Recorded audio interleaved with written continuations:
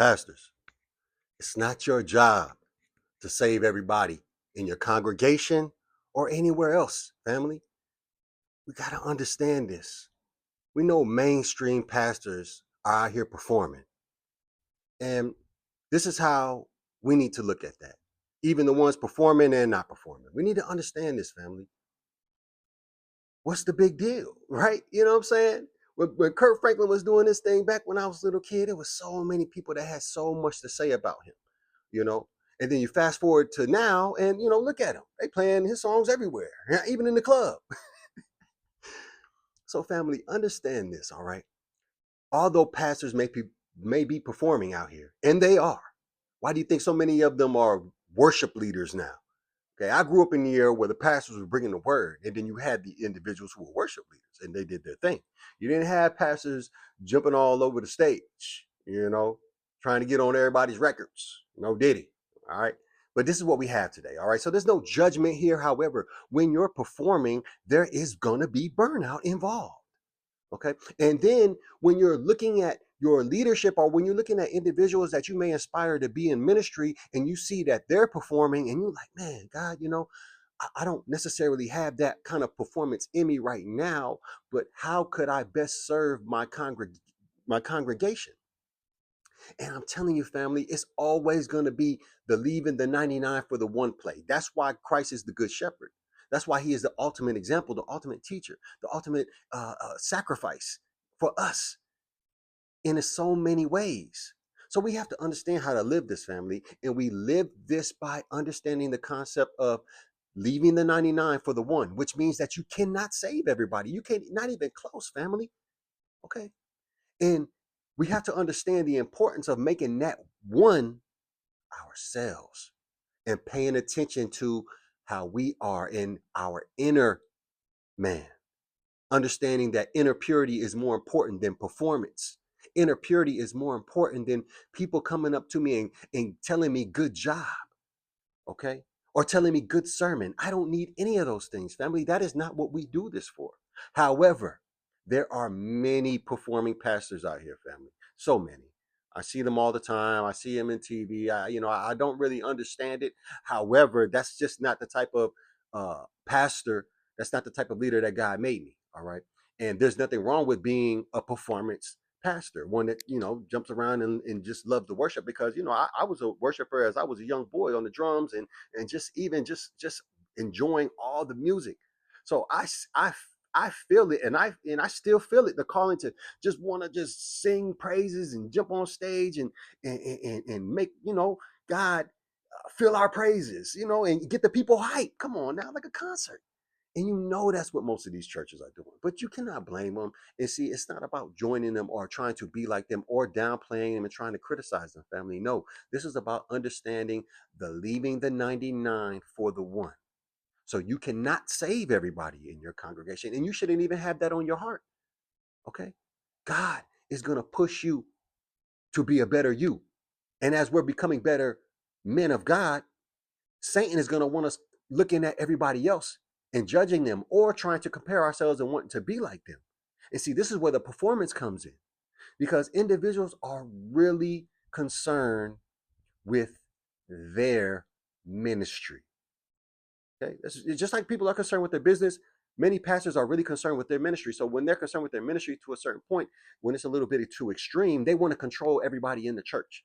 They want everybody in the church doing it their way. They want everybody in the church to be saved. Okay. And in reality, of course, you're going to put the call out there. You're also going to be living it and being that leader by example. But in reality, family, you have to understand the concept of leaving the 99 for the one. It has to be in everything that you represent. It is a very dangerous thing to want to be a pastor for the wrong reasons. However, we find ourselves in situations where we get overwhelmed a lot of times. And there's nothing wrong with that, family. It's only because we do not get the help that we need that things get out of hand. And then not only do we have to suffer and our families have to suffer, but also our congregation is going to suffer as well. All right. In prison ministry, family, The fact that I can say 7 years and hold myself up, my head up high, because I've seen so many pastors, so many great leaders come into the prison ministry and not even last even a couple weeks because of ego, because of pride, because of performance. They want to perform. So if you get, you don't get to perform for the whole prison. You don't have a congregation of 100 class, but you might have 5. A lot of that kind of stuff made pastors come out of character. I got to see a lot of pastors, a lot of great leaders come out of character because the size of their class or the size of their outreach wasn't what they expected. See, family, this is the issue. Christ said, I leave the 99 for the one. So it shouldn't matter whether we have a congregation of 1 or a congregation of 99 or 99,000. Family, we have to understand this concept. This is extremely important because this protects us from burnout. This protects us from becoming performers and not servants. So many pastors, old school and new school, worshipers. I don't even know if I could call them pastors. I just see them as worshipers. I see them as individuals that want the music playing, and they want the crowd clapping, and they want the hands raised. And there's nothing wrong with that, family. However, performing is performing. There's no need to lie about it. There's no need to sugarcoat it. There's no need to judge about it. It's not that. We just need to deal with it. We need to understand that when you're performing or when you're surrounded by performers, you're going to get a sense of burnout in your spirit, just based off of you being in this type of environment. And it's nothing that has to go away. We don't not see, this is the problem. We want to, instead of getting the help we need and getting restored, we want to judge other individuals. We want to discredit them. We want to slander them. And it's not worth it, family. We just call a spade and we keep it moving, because you have to be able to see the performance in you. You have to be able to see, man, where am I performing in my life? Yeah, these individuals might be able to be out here performing at a high level, but in reality, some of that has to exist in myself.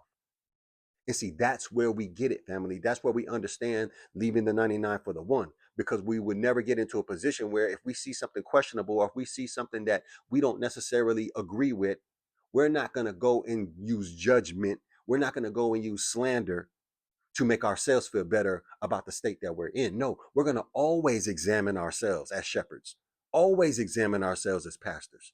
This is how you understand the importance of restoration, not when or if you need to be restored. You will always need to be restored throughout your ministry.